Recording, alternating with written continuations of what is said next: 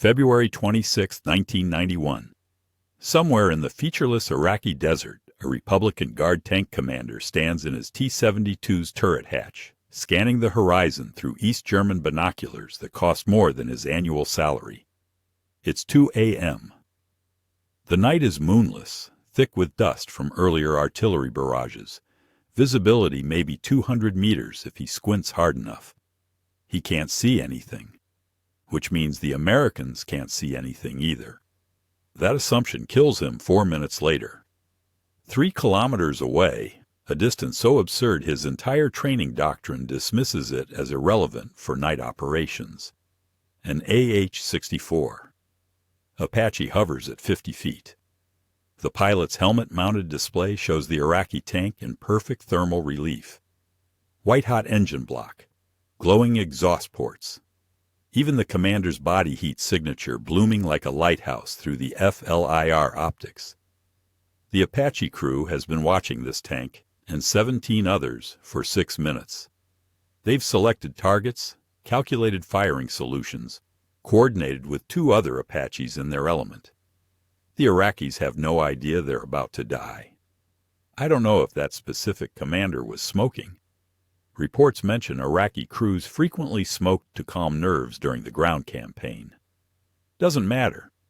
His cigarette cherry would have been invisible to his own wingmen at 100 meters. To the Apache's thermal sight, it would have glowed like a road flare. The technology gap here isn't incremental. It's civilizational. Soviet armor doctrine, which Iraqi officers learned by rote in Baghdad and Taji, assumed night combat happened at kissing distance.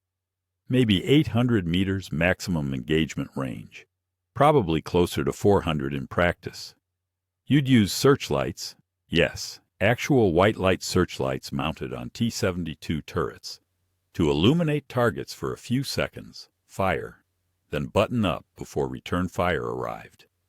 Primitive, but functional when everyone's equally blind. Except the Americans weren't blind. The Apache's TAD/PNVS system, Target Acquisition Designation Site, and Pilot Night Vision Sensor, since apparently everything needed an acronym, gave crews thermal imaging quality that still looks impressive on YouTube videos today. In 1991, it was witchcraft. Iraqi tankers were fighting with 1960s Soviet night vision optics that amplified ambient light. Starlight scopes, essentially. On a moonless, dust-choked night, they showed nothing but grainy green murk. Meanwhile, Apache gunners were literally counting individual Iraqi soldiers standing around tanks, reading thermal signatures through the dust, tracking vehicle movement and resolution clear enough to identify specific equipment types from beyond visual range. The first Hellfire launch that night, I've read 3 different accounts, none agree on exact timing, erased a T-72 command tank before the crew finished their evening radio check. The missile's 20-pound tandem warhead punched through the turret roof, the one spot Soviet reactive armor didn't cover, and detonated inside. What happens next is well documented. Ammunition cook-off. The turret, all 12 tons of it, separates from the hull and cartwheels 40 feet into the air. Crews called it the jack-in-the-box effect. Survivor testimony, collected later from PO biointerrogations, describes those first moments as incomprehensible. Tanks simply exploding. No muzzle flashes, no warning, no incoming tracers they could return fire toward. Just sudden white light and pressure waves and their friends burning alive in vehicles 30 meters away. And the Americans were still 3 kilometers out, invisible, methodically working down their target list. The AH-64 Apache wasn't the first attack helicopter. It was just the first one designed from the ground up to hunt tanks at night and win. Hughes helicopters, later bought by McDonnell Douglas because defense consolidation is a different essay, started development in 1975 after the Army watched Soviet armor doctrine evolve and realized daytime-only gunships were a dead end. The TAD's turret sits under the Apache's nose like a bug's compound eye. Inside, forward-looking infrared, television camera, laser rangefinder, laser designator. all stabilized, all slaved to the gunner's helmet movements in the back seat. Where the gunner looks, the sensors look. Soviet helicopters had gun cameras and prayer. FLIR technology in 1991 detected temperature differences as small as 0.1 degrees Celsius. A running tank engine radiates maybe 400 degrees above ambient. You could spot that signature from low Earth orbit if you wanted. At 3 kilometers, it looked like staring at the sun. The pilot, sighting front seat, wore the Honeywell integrated helmet and display sighting system. 30 acronyms crammed into one piece of equipment. Thermal imagery projected directly onto the visor, overlaid with targeting data, weapon status, navigation cues. You didn't look at instruments. You looked at the world, and instruments appeared in your field of view like a video game HUD. Iraqi helicopter pilots, and they had attack helicopters, Soviet My-24 Hinds and French Gazelles, flew with conventional cockpit layouts and Gen 1 night vision that turned everything into grainy green soup beyond 500 meters. Workable for strafing infantry. Suicide against American armor. Completely useless for fighting other helicopters. The psychological advantage matters more than the technical specs, though both matter enormously. Iraqi tank commanders spent their careers training for visual range brawls. Their entire tactical framework assumed mutual vulnerability. You could see the enemy meant the enemy could see you. Engagement happened fast and violent and close. Best crew won. Brutal, but comprehensible. Now they were fighting an opponent who could see them from distances they couldn't shoot back, even if they knew which direction to aim. It violated every assumption, like fighting ghosts who throw real grenades. I mentioned the PNVS system earlier, but didn't explain the insane part. The pilot's night vision wasn't just passive thermal. It was also tied to a laser rangefinder that automatically calculated target distance, fed that data into the fire control computer, which then adjusted the 30mm cannon's ballistic solution in real time. A pilot could point his face at an Iraqi truck, press a button on the cyclic, and 300 rounds per minute of high-explosive incendiary would land exactly where he was looking, from a hovering helicopter, at night, in a sandstorm if necessary. The Soviets had nothing remotely comparable. Their export equipment, which Iraq bought in bulk during the Iran-Iraq War, lagged even further behind domestic Soviet hardware. Iraqi units were fighting with thermal sights designed in the early 1970s against American systems that represented 1980s cutting-edge sensor fusion. But here's what really salts the wound. Iraq knew they were outmatched.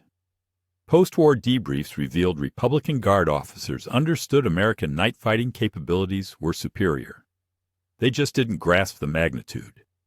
They thought Americans had maybe 20% better night vision, better training, newer equipment, advantages you could overcome with terrain, tactics, numerical superiority. They didn't realize they were bringing flintlocks to a machine gun fight. The kill ratios proved it. But I'm getting ahead of the story. 73 easting happened during daylight, but the night battles 2 days prior set the template. 7th Corps attack helicopters, Apaches, from 1st and 2nd Armored Divisions primarily, started deleting Iraqi armor positions the night of February 24th as ground forces punched through the border berms. The first mass Apache engagement, if you want to call systematic slaughter an engagement, hit Iraqi positions near Objective Rochambeau. 12 Apaches from 2-6 Cavalry. They detected the Iraqi company from 7 kilometers out. Thermal signatures showed 30-plus vehicles in defensive positions, dug in hull down behind sand berms exactly like Soviet doctrine prescribed. Hull down positions work when the enemy shoots at you horizontally. Apaches weren't horizontal. They were hovering at 30 feet, looking down at a 15-degree angle, and Hellfire missiles have top attack flight profiles specifically designed to defeat hull-down armor. The engagement lasted 11 minutes. I've seen the gun camera footage. It's on YouTube. grainy and overcompressed but still watchable. White-hot vehicle signatures going black as Hellfire's impact. Secondary explosions blooming like flowers. Turrets separating. Burning fuel spilling out in thermal rivers. Zero return fire. Not one RPG. Not one tank round. The Iraqis never acquired a target. 34 vehicles destroyed. Ammunition trucks, T-72s, BMP infantry carriers. A command post vehicle that cooked off so violently it damaged 2 vehicles parked nearby. The Apaches expended 38 Hellfire missiles. 4 missed, which sounds bad until you remember they were firing from 7 kilometers in darkness at static targets they'd only seen through thermal imaging. Survivor testimony, and there were survivors, mostly infantry who dismounted or crews who bailed when neighboring vehicles exploded, described total confusion. They heard helicopter rotors but couldn't locate the source. Missiles arrived from random directions as Apaches repositioned between salvos. Some Iraqis thought they were under artillery fire. Others assumed American jets. Several insisted in POW interrogation that they'd been hit by tanks firing from impossible ranges. Nobody guessed helicopters because helicopter engagements didn't happen at 7 kilometers. Couldn't happen. Their Hinds carried AT-6 spiral missiles with 5 kilometers maximum range, and those required visual tracking. You had to see the target with your actual human eyes, and keep the crosshairs on it while the missile flew. In darkness, that meant maybe 1,500 meters absolute maximum. American Hellfires were fire and forget. Laser-guided initially, sure, but the Apache could laze from a different position than it fired from, or hand off designation to another aircraft, or even ground units with laser designators. The missile did the thinking. The crew just selected targets and pressed buttons. After Rochambeau, Iraqi units started displacing at night, trying to move under darkness to avoid American air superiority, which made perfect sense for avoiding F-16Ss, but was exactly wrong for avoiding Apaches. A moving vehicle generates more heat than a static one. Exhaust plumes, friction from treads, engine working harder. To thermal optics, a T-72 driving at night might as well fire off flares. February 25th saw dozens of these movement kills. Apaches would detect Iraqi units repositioning, track them for minutes or hours depending on mission priorities, then engage when convenient. Crews reported the surreal experience of watching Iraqi tanks drive in careful formation, maintaining proper intervals, executing Soviet armor doctrine perfectly, completely unaware they were being stalked. One Apache pilot described it like hunting from a tree stand. You don't chase the deer. You wait until the deer walks underneath, then you shoot. The deer never knows you're there until it's dead. Except these deer had 125mm cannons and could theoretically fight back. Theoretically. Soviet tank doctrine, exported wholesale to Iraq through military advisors and training programs, wasn't stupid. It dominated Eastern European plains for decades, crushed uprisings in Hungary and Czechoslovakia, performed adequately in Arab-Israeli wars when crews executed it properly. The doctrine assumed peer adversaries with comparable equipment fighting in relatively close terrain where visual identification happened under 2,000 meters. Desert Storm violated every single assumption. Iraqi Republican Guard units, theoretically the elite, better trained and equipped than regular army, deployed in defensive positions copied straight from Soviet manuals. Interlocking fields of fire. Reverse slope positions to minimize silhouettes. Pre-plotted artillery concentrations. Company strong points with mutually supporting fires.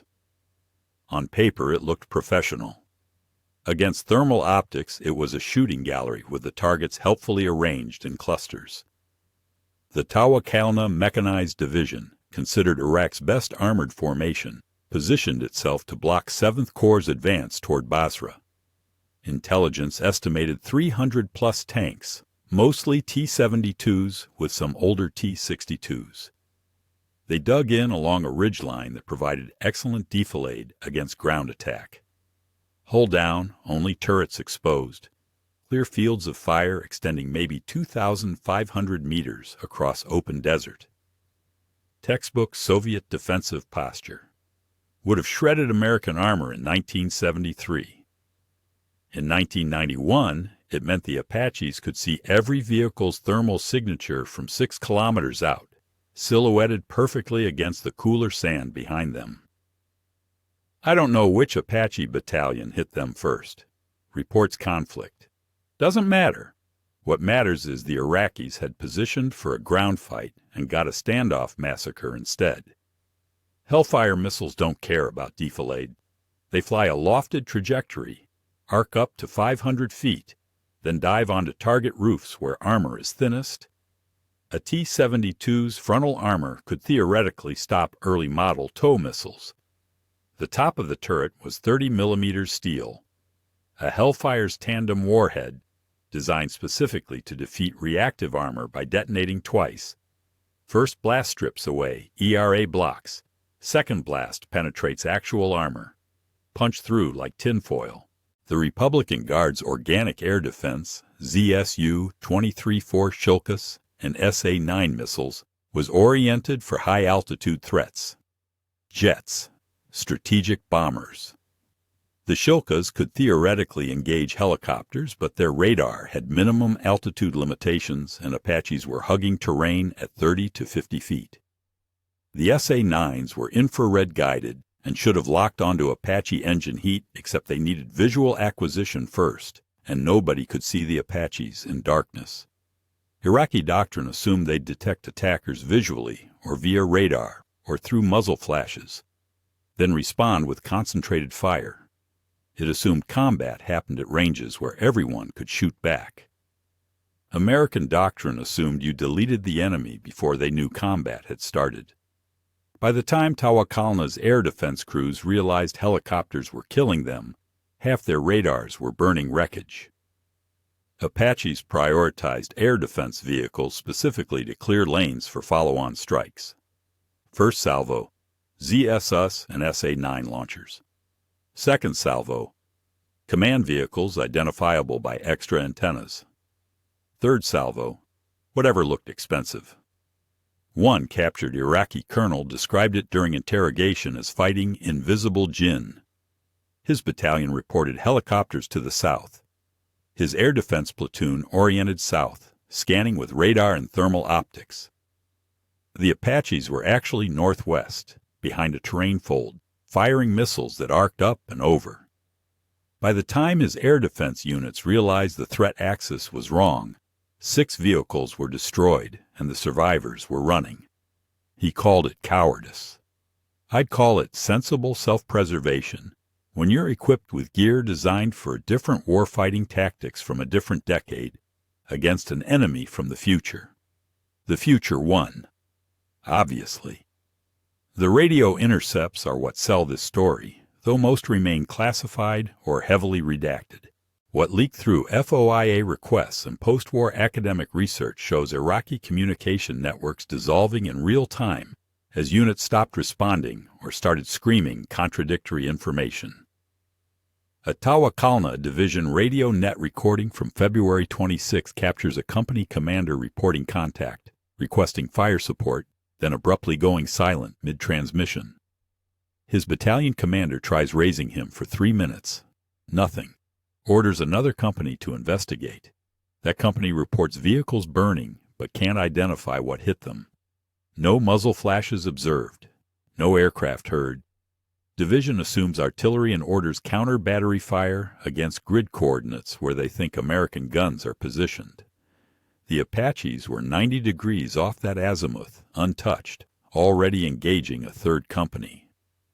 Iraqi crews who survived, and survival rates varied wildly, depending on whether you were buttoned up inside a burning tank or had already dismounted, described psychological horror beyond the physical danger. Humans handle fear better when they understand the threat. Sniper fire is terrifying, but comprehensible. Artillery is random, but you know the mechanics. You hear the whistle, You recognize the danger. Your brain processes causation. What do you do when your friend's tank explodes for no visible reason?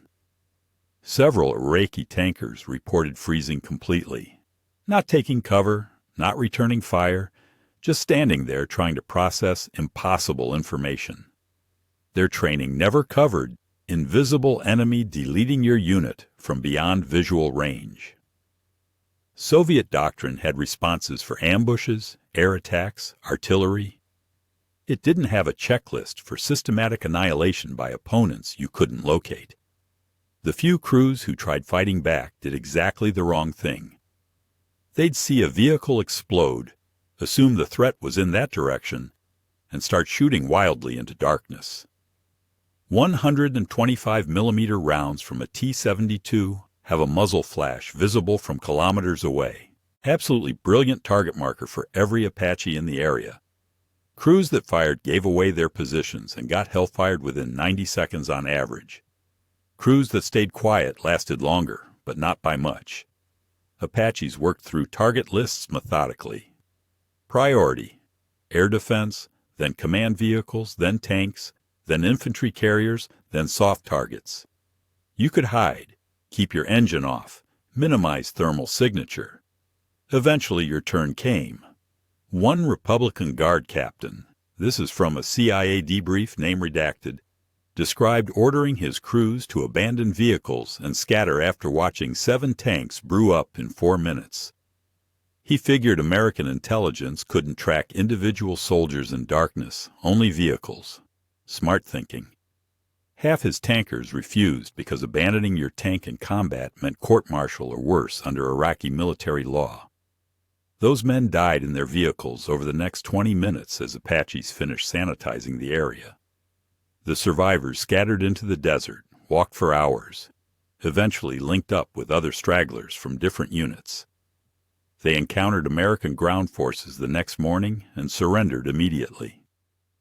The captain said his men were relieved to be captured, because at least American infantry were visible and comprehensible enemies.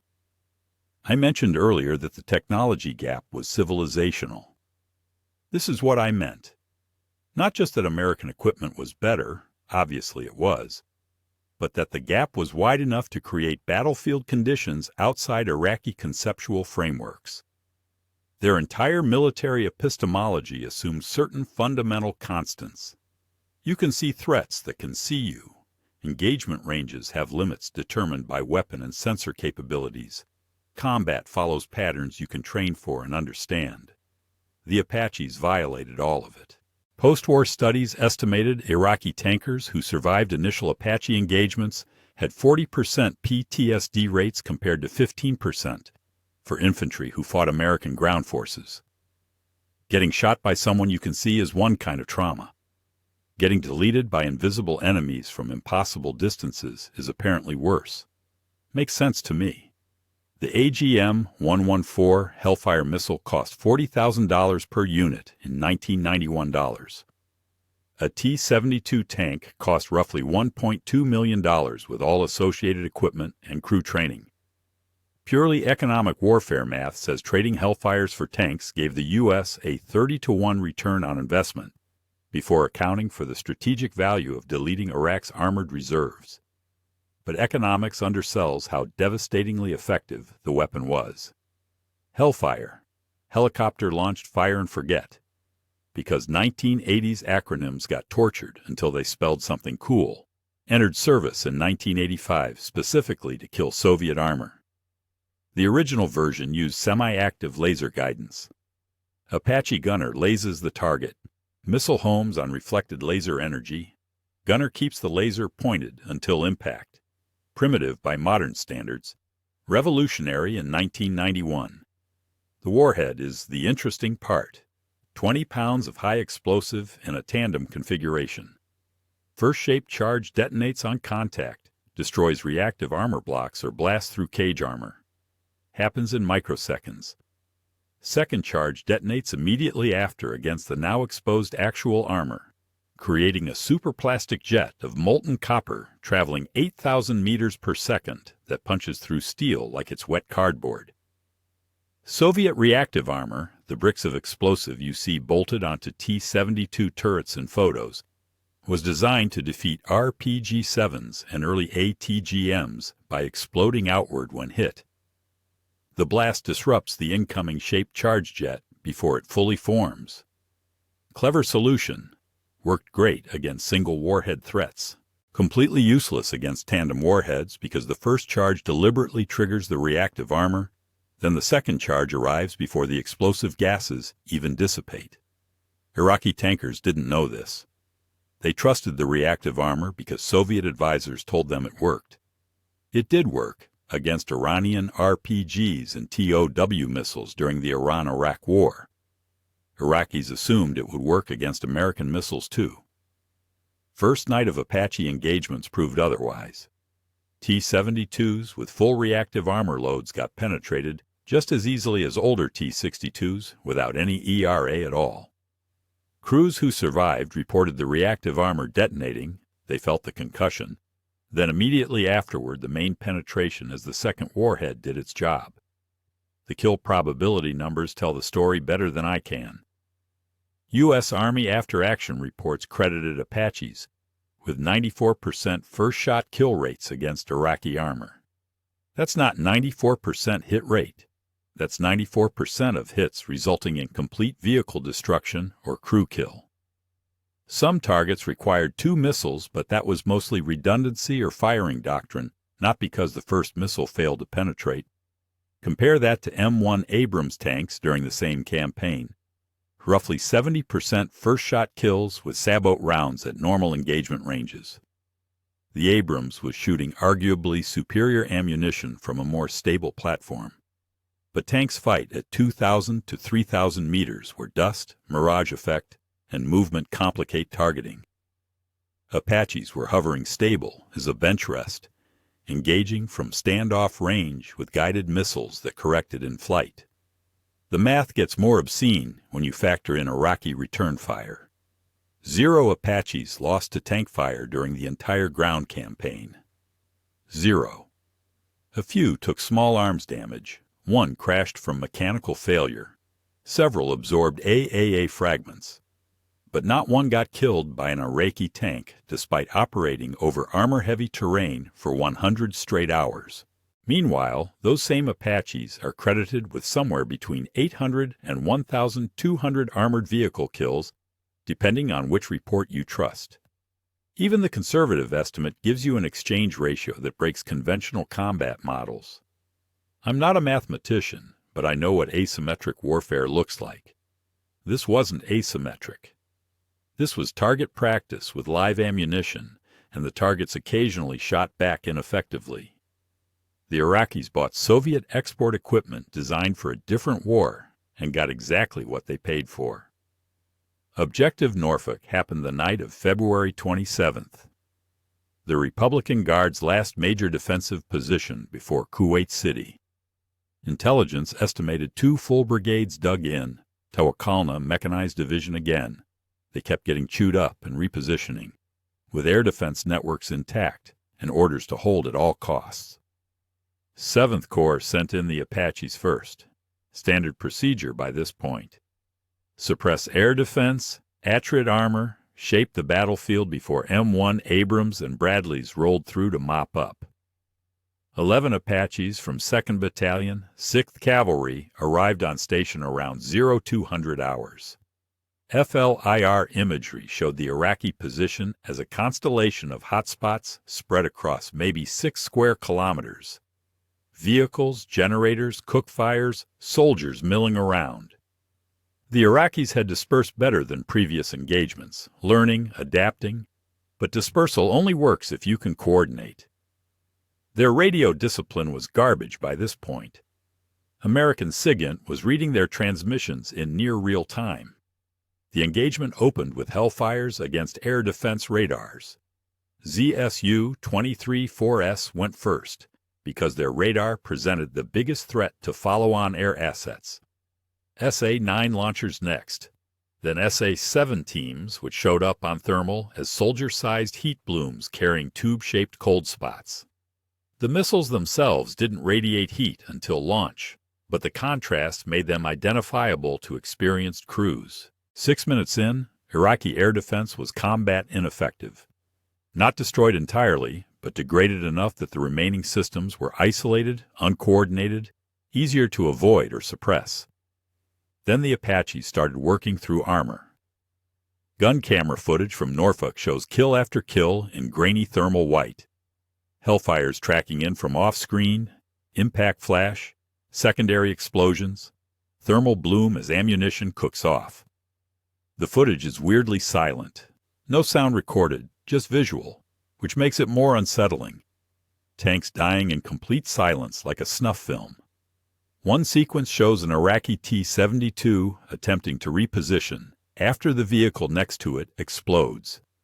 The tank backs up, turns, starts driving toward what the crew probably thought was cover.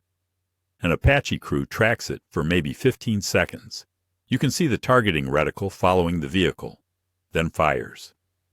The Hellfire impacts the turret roof mid-movement. The tank stops. Hatches blow open from internal pressure. Thermal signature blooms white-hot as fuel ignites. Nobody gets out. American losses at Norfolk, 0 helicopters. One Apache took 23 millimeters IA damage to the tail rotor, stayed airborne, RTB'd successfully. Another had a Hellfire malfunction and hangfire on the rail, scary but not mission-killing. Both helicopters were combat-ready again within 18 hours. Iraqi losses. 161 armored vehicles confirmed destroyed by 7th Corps BDA teams who swept the battlefield afterward. Tanks, BMPs, MTLBs, trucks, air defense systems. The wreckage field stretched for kilometers. Some vehicles were burned-out hulks. Others looked untouched externally, but crews were dead inside from overpressure or spalling. A few had been abandoned intact. Crews fled without even attempting to fight. Ground forces from 1st Armored Division rolled through Norfolk 12 hours later and encountered almost no resistance. Most surviving Iraqis surrendered immediately. A few diehards fired sporadic RPGs and small arms, got suppressed by Bradleys, then surrendered. The battle everyone expected to be a hard fight, the Republican Guard's last stand, turned into a cleanup operation. I've read analysis suggesting Norfolk broke Iraqi will to resist more than any previous engagement. Surviving officers realized their best troops in prepared positions with air defense support got annihilated overnight without inflicting meaningful casualties. If the Tawakalna division couldn't hold, nobody could. The ceasefire came 2 days later. Probably unrelated to Norfolk specifically, but the strategic writing was obvious. Iraq's armored reserve was shattered. Their air force had fled to Iran. The Highway of Death footage was already playing on CNN. They were done. The post-war interrogations are where you really see the psychological damage. CIA and military intelligence debriefed hundreds of Iraqi officers after the ceasefire, including several Republican Guard battalion and brigade commanders who'd faced Apache attacks. Their testimony reads like horror stories. One Tawakalna Division Major, armor officer, Soviet-trained, 10 years experience, including the Iran-Iraq War, described the night of February 26th as fighting demons. Not metaphorically. He genuinely couldn't process what happened in materialist terms. His entire company destroyed in under 20 minutes. No enemy visible. No muzzle flashes to return fire toward.